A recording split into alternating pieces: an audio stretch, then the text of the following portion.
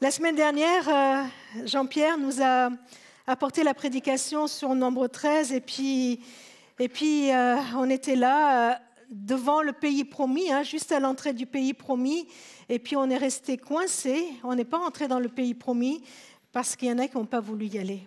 Juste, je vous rappelle, le peuple d'Israël en Égypte, 400 ans d'esclavage, Dieu envoie Moïse pour le délivrer de l'esclavage. Et voilà ce que ce peuple a traversé le désert, 1 an et demi de marche, où il a appris à dépendre de Dieu, où il a appris à vivre le culte, où il a appris aussi à voir qui est Dieu. Et puis ils arrivent là, aux portes de ce pays, ça y est, au bout d'1 an et demi, il n'y a plus qu'à entrer. Et puis on se rend compte que ce n'est pas si simple que ça, qu'il y a des géants dans ce pays, qu'il y a des choses qui sont trop compliquées. Il y en a qui ont peur, trop peur. Et disent non, trop compliqué, trop dur, trop d'épreuves, laisse tomber. Moïse, Josué, Caleb, ils ont beau dire, mais si ça vient de Dieu, il faut y aller. Et à force de le dire, le peuple a même voulu les lapider parce qu'il ne voulait pas entendre ces encouragements. Qu'est-ce qui va se passer? On s'arrête là? On s'arrête là, on retourne chez soi? Qu'est-ce qui se passe quand on est dans une situation où on a l'impression qu'on s'est mis en route plein d'énergie et puis les choses ne se passent pas comme on avait prévu, où les autres nous donnent des obstacles et puis on est là, dans un échec.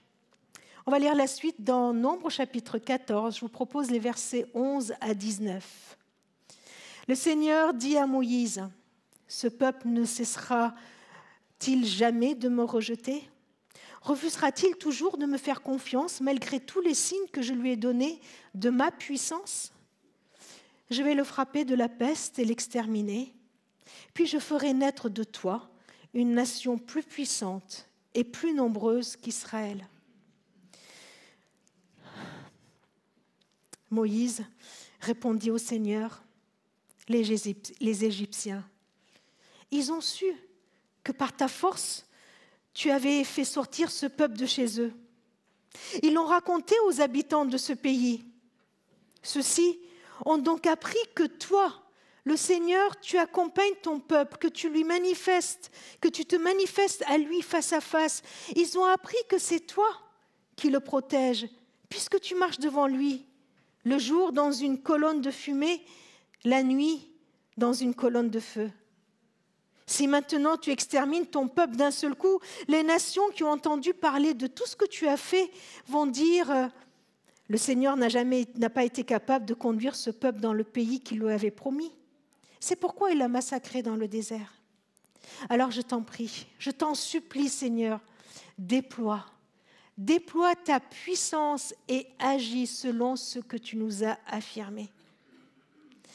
Je suis le Seigneur, patient et d'une immense bonté. Je supporte les péchés, les désobéissances. Je ne tiens pas le coupable pour innocent. J'interviens contre celui qui a péché et contre ses descendants jusqu'à la 3e ou la 4e génération. Seigneur, puisque tu es si bon, pardonne encore le péché de ton peuple, comme tu n'as jamais cessé de lui pardonner depuis qu'il est sorti d'Égypte. » Moi, j'ai envie de dire, waouh, mais quelle réponse de Moïse! Moi, je suis tellement touchée par la réaction de Moïse. Quelle puissance dans sa réaction et dans sa réponse devant un Dieu qui est attristé. Oui, Dieu est triste. Dieu est triste parce que son peuple ne lui fait pas confiance. Dieu est triste à chaque fois que l'humain ne lui fait pas confiance. Dieu est triste à chaque fois, toi et moi. Je ne lui fais pas confiance.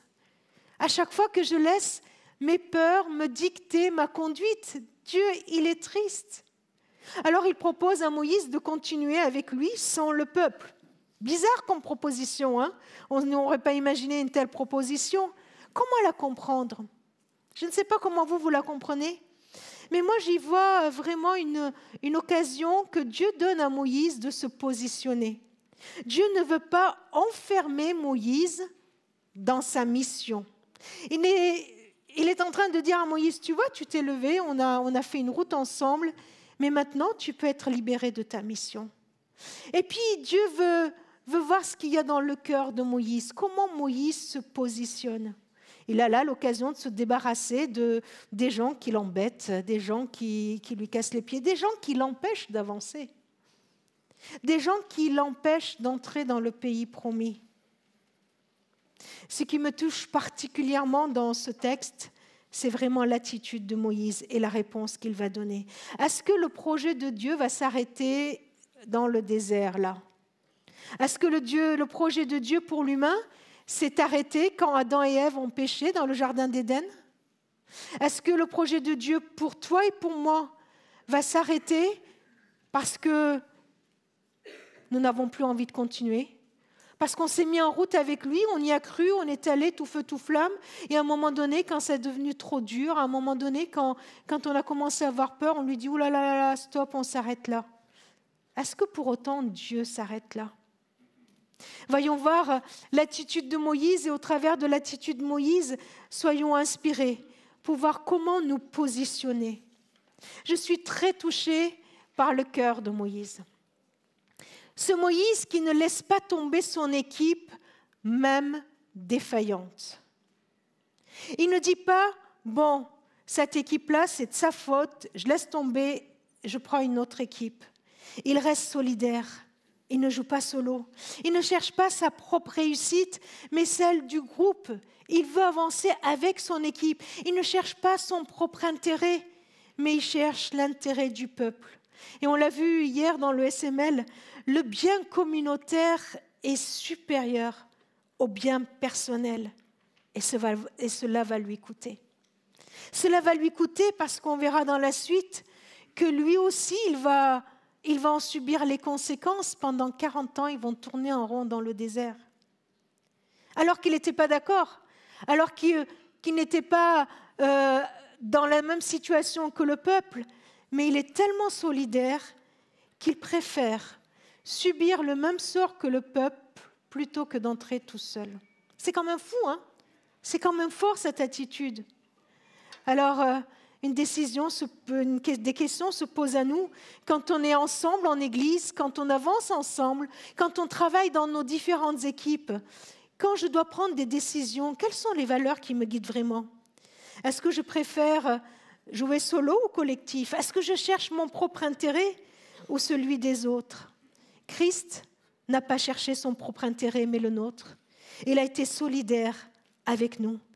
Il a pris sur lui nos bêtises, même si cela lui a coûté la croix. Je suis touchée dans ce texte par le courage de Moïse. Le courage de Moïse qui ne baisse pas les bras devant l'échec. Il ne réduit pas sa mission ni l'avenir du peuple à ce qu'il voit. Non, Moïse ne réduit pas l'avenir de ce peuple à ce qu'il voit. Et moi qui suis en marche, avec le Seigneur, et peut-être que je suis dans une étape où je suis en plein échec. Je ne suis pas dans l'étape d'Adriane qui est tout feu, tout flamme, qui veut suivre le Seigneur, mais dans une situation où je suis en plein échec, dans l'opposition, devant l'endurcissement de mon cœur et de ceux qui m'entourent. Qu'est-ce que je dis? Devant des situations peut-être où l'Église peut être enlisée, où ma famille peut être enlisée, qu'est-ce que je dis? Devant le manque d'amour, devant les difficultés, devant les divisions, qu'est-ce que je dis? Je dis, c'est comme ça, tant pis. Moïse, il ne dit pas, c'est comme ça, tant pis. Sa mission et sa route n'est pas définie par l'échec du peuple. Christ non plus. Christ non plus ne nous enferme pas dans nos échecs. Christ non plus ne nous enferme pas dans nos difficultés. Eh bien, alors qu'on le clouait sur la croix, il a osé prier le Père pour lui demander de pardonner à ses bourreaux. Christ regarde ta vie. Il regarde ta vie, je ne sais pas où tu en es dans ta vie, mais il te regarde et si tu es dans une situation d'échec, crois qu'il te donne à venir au-delà de ton échec. Je suis profondément touchée par la motivation de Moïse. Qu'est-ce qui lui permet de répondre comme ça à Dieu? Qu'est-ce qui lui permet même de tenir tête à Dieu, et puis d'y aller? Eh bien, il ne s'appuie pas sur ses mérites. Il ne dit pas à Dieu, Oh, après tout ce que j'ai fait pour toi, ce serait un échec pour moi. Hein. Les Égyptiens, ils ont su que c'est grâce à Moïse que le peuple est sorti. C'est Moïse leur dirigeant, c'est Moïse leur leader, c'est Moïse leur pasteur, que c'est le Moïse qui les a accompagnés. Qu'est-ce qu'ils vont dire sur moi? Non. Moïse ne cherche pas sa propre gloire. Il ne réclame rien pour lui-même. Moïse intercède pour le peuple en cherchant avant tout que le nom de son Dieu soit glorifié. Et ça me bouleverse. Ça me bouleverse profondément. Il veut absolument que le nom de son Seigneur soit glorifié. Sa motivation de ce qui le met en route, sa motivation pour accepter d'être solidaire du peuple, pour accepter tout ça, c'est que le nom de Dieu soit glorifié. Est-ce que c'est ta motivation ce matin? Est-ce que c'est ma motivation ce matin? Est-ce que c'est la première motivation de notre Église, de notre famille? Qu'en toute chose, le nom de notre Seigneur soit glorifié. Ça ne vous rappelle rien? La prière que Jésus a apprise à ses disciples, elle commence par « que ton nom soit sanctifié ». Ça veut dire que ton nom soit reconnu pour qui il est, que le monde voit que Dieu est grand. Nous l'avons chanté. Que le monde voit quoi? La grandeur de l'Église M? Que le monde voit la grandeur du ministère de Trucmuche? Que le monde voit quoi? Que le monde voit que notre Dieu est grand. Que notre Dieu est grand. Mes amis, nous sommes devant un défi dans tout ce que nous vivons. C'est de chercher toujours et toujours plus que le nom de notre Seigneur soit glorifié. Au travers de nos relations dans la famille, au travers de la relation dans nos équipes, dans la façon dont nous travaillons, au travers de toutes les décisions que nous prenons, que le nom du Seigneur soit glorifié, qu'on reconnaisse qui il est. Alors, comment il fait? Comment la gloire de Dieu peut se manifester? Alors Moïse, il est très pragmatique. Moïse, il s'appuie d'abord sur ce que Dieu a déjà accompli. Il lui dit, c'est toi qui as fait sortir ce peuple avec ta force et tu l'accompagnes. Tu le guides, tu le protèges, tu marches devant lui jour et nuit. Toi et moi, nous pouvons nous appuyer sur ce que Dieu a déjà fait pour nous. Qu'est-ce que Dieu a déjà fait pour toi? Tu t'en souviens? Tu t'en souviens la fois où il est venu répondre à tes prières?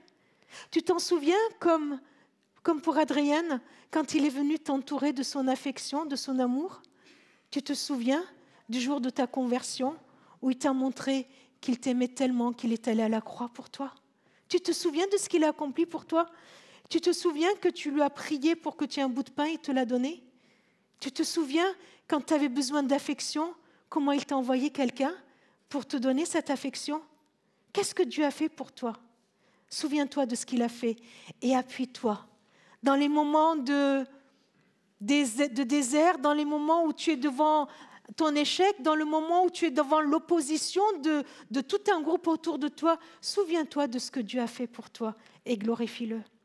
Moïse, il s'appuie sur Dieu et sur la manifestation de sa gloire, de son honneur. Il dit un truc bizarre, il dit, mais si tu l'extermines, si tu extermines ton peuple, que vont dire les autres?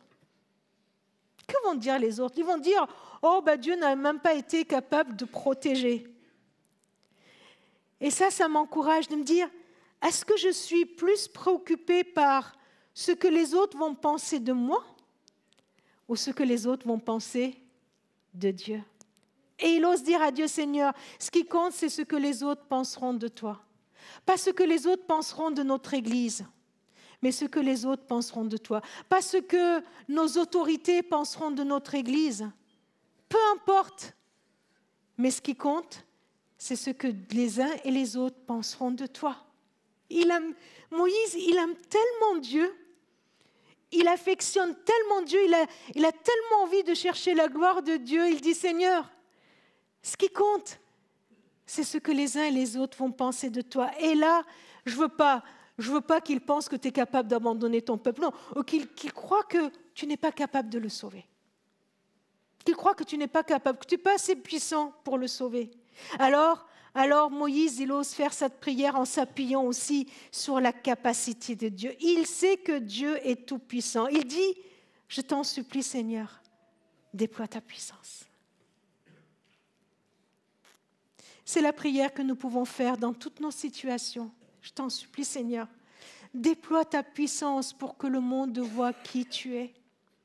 Il s'appuie sur la parole de Dieu, sur la promesse que Dieu lui a dit. Il a dit, agis selon ce que tu nous as affirmé. Agis selon la promesse que tu as faite. Agis selon ce que toi tu as dit.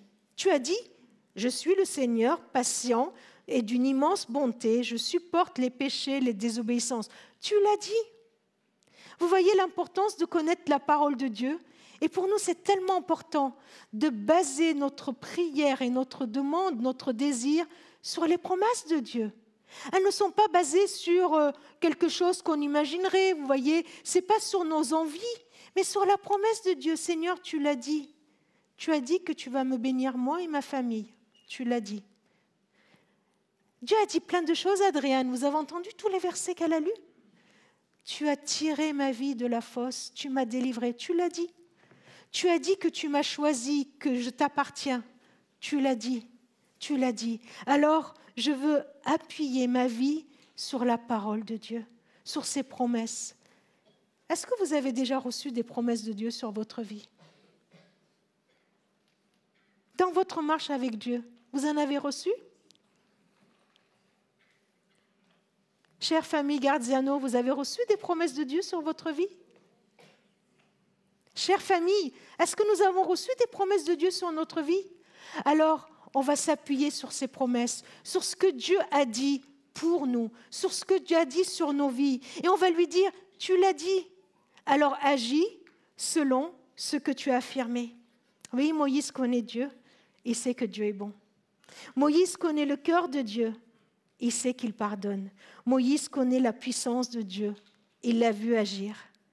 Alors j'aimerais tellement voir le cœur et l'attitude de Moïse pour être contaminé aussi par cette motivation qu'il a et lui présenter ma vie, celle de ma famille, celle de mes amis, celle de mes voisins, celle de mes connaissances, celle de tous mes collègues, celle de mon Église, de la même façon, en lui disant, Seigneur, agis avec puissance, agis selon tes promesses et pardonne, et pardonne.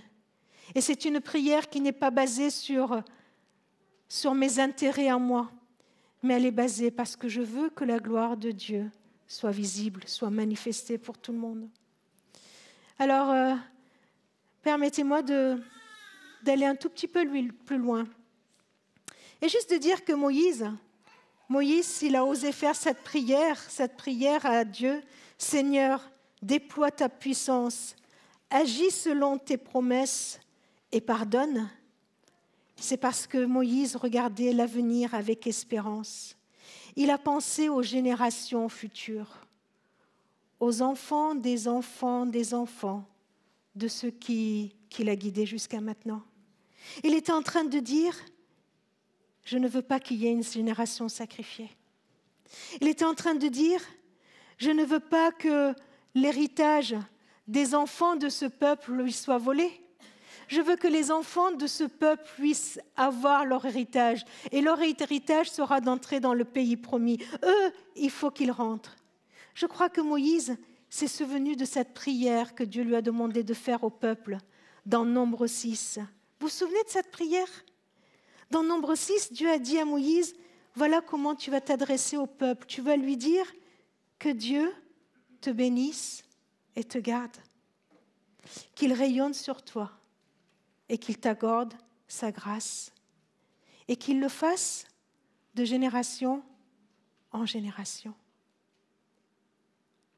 Cette bénédiction de Dieu, le Seigneur nous demande de la formuler pour ceux qui nous entourent et pour nos familles.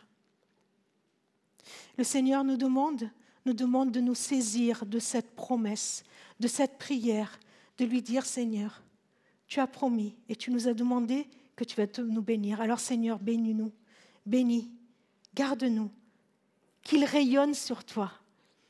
C'est la même chose qu'il manifeste sa gloire, hein? C'est la même chose. Seigneur, manifeste ta gloire. Montre au monde, montre aux Valentinois qui tu es.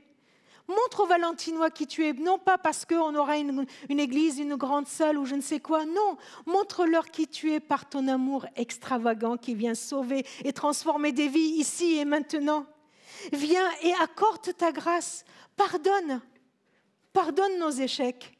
Pardonne les échecs de notre église. Pardonne les échecs des Valentinois. Pardonne notre incrédulité. Pardonne-nous parce qu'on n'a pas compté sur toi. Pardonne-nous parce qu'on a préféré s'en sortir tout seul. Pardonne-nous, relève-nous. Et que de génération en génération, nous puissions continuer à glorifier ton nom. Est-ce que vous le voulez? Et franchement, je voudrais vraiment vous demander que si c'est vraiment la prière qui brûle dans notre cœur, qu'on puisse nous lever à notre place, qu'on puisse nous lever, qu'on puisse la prier ensemble, on va la chanter. C'est Adrienne qui a choisi ce chant final. Et ce chant était prophétique parce qu'elle ne savait pas le sujet de la prédication. Hein. Et ce chant-là, cette prière-là, on veut l'adresser sur nos vies, sur la vie de nos enfants. On va fêter les 50 ans de l'Église et on va l'adresser aux générations qui vont venir. Nous voulons que Dieu bénisse toutes les générations et on ne laissera pas nos échecs, les échecs de notre famille, les échecs de notre Église, enfermés, volés, quel que ce soit d'héritage des promesses de Dieu. Seigneur, déploie ta puissance, agis selon tes promesses.